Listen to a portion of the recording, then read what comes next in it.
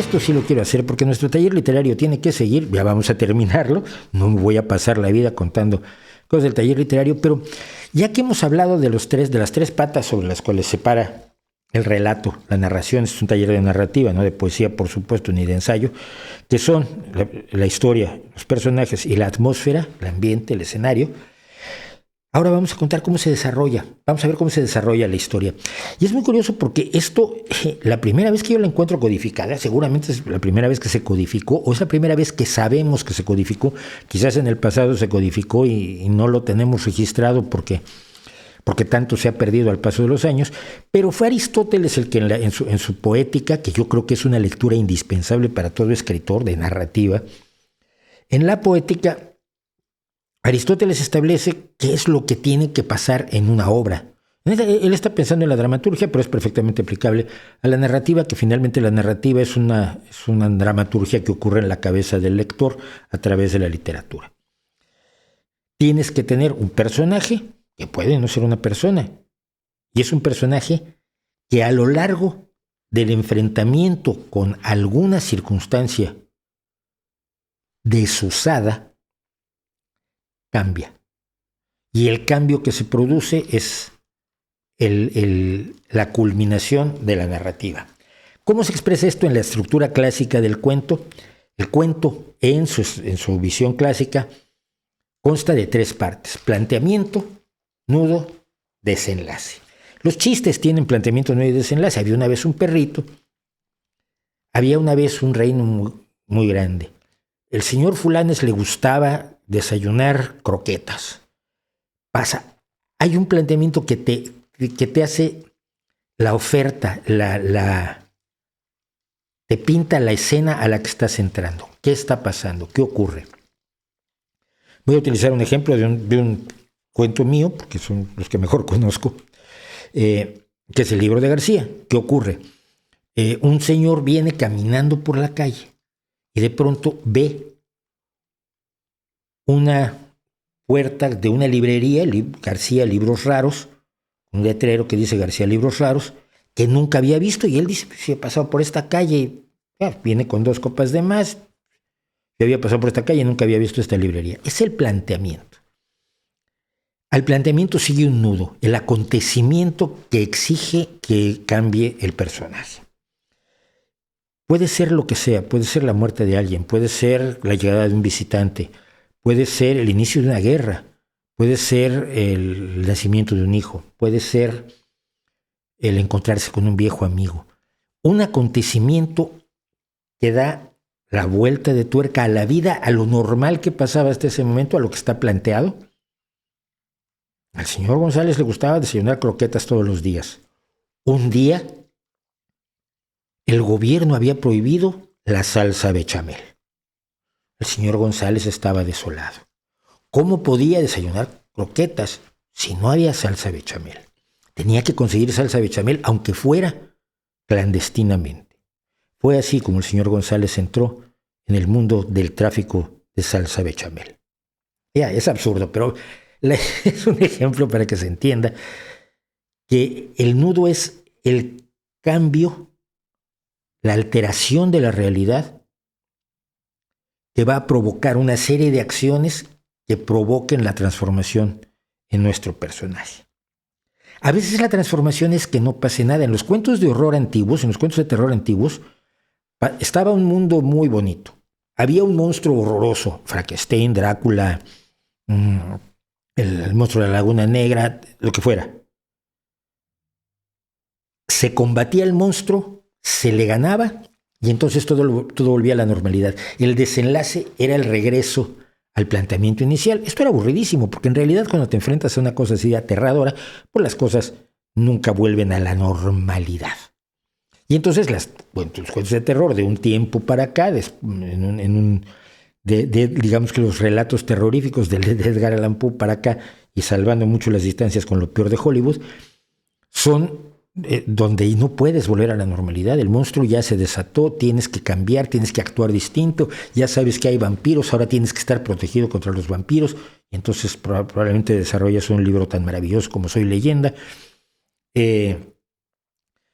si ocurrió algo y hubo muertos, pues siempre tienes que cargar con esos muertos después. Es decir, la aparición del monstruo directamente rompe con la realidad normal del pasado.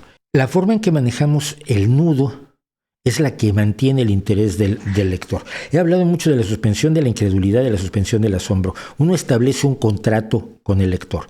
El planteamiento es el inicio del contrato. Mira, hay un mundo en el que ocurre esto, hay una familia en la que ocurre esto, hay una persona que está en estas condiciones. Jugamos, si no atrapas a la gente en el planteamiento, no llega al nudo.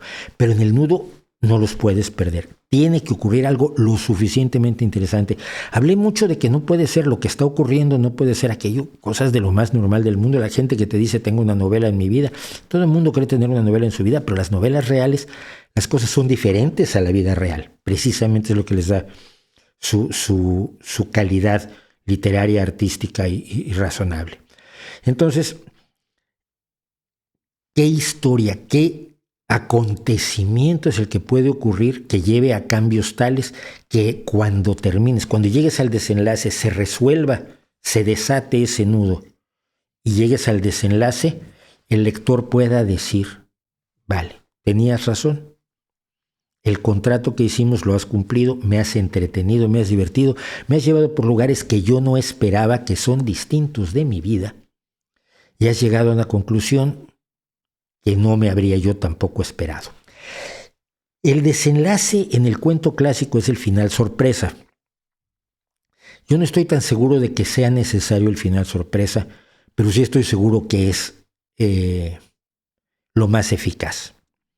Y yo recuerdo mucho uno de los cuentos mejor escritos, y si no lo ha leído alguien se lo voy a destripar, así que por favor, si no han leído La muerte tiene permiso, váyanse a ver si el perro ya comió o si hay que ir al baño y cosas así.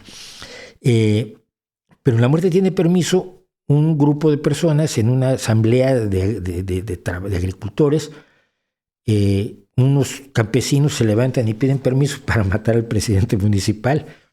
Y lo que hay en la mesa son agrónomos, ingenieros agrónomos que están discutiendo cómo mejorar los cultivos de la población y tal. Es como que matarlo. El planteamiento es muy simple. Hay una reunión de campesinos con agrónomos del gobierno, ¿no? Entonces, el nudo es, queremos matar al presidente San Juan de las Manzanas.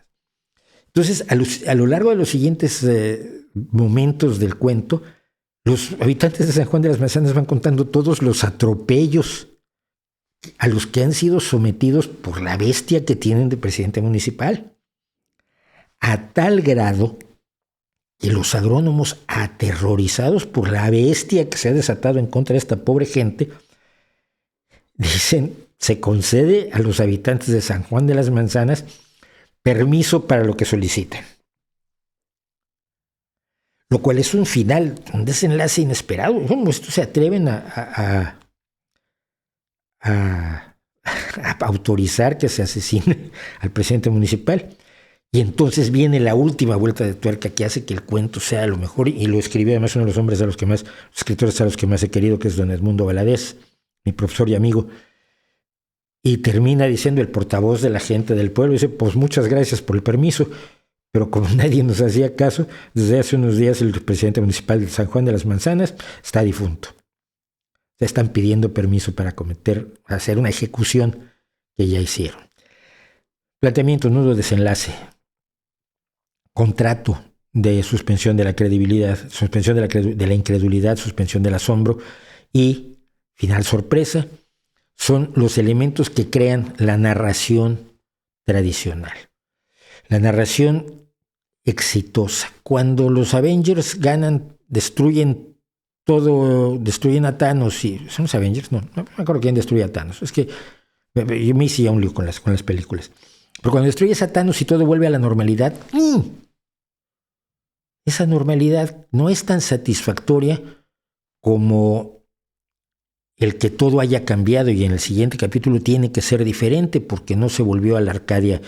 Ya revivieron todos. Es decir, un mundo en el que los que mató Thanos siguieran probablemente sería mucho más interesante para explorarlo, pero entonces, no hay pues ese final sorpresa y ese cambio fundamental que exigía ya Aristóteles, y no lo exigía porque lo inventara Aristóteles, sino porque Aristóteles está recogiendo perdón, si golpeé esto y sonó, está recogiendo la sabiduría, la sapiencia y la experiencia de todos los dramaturgos griegos de su época.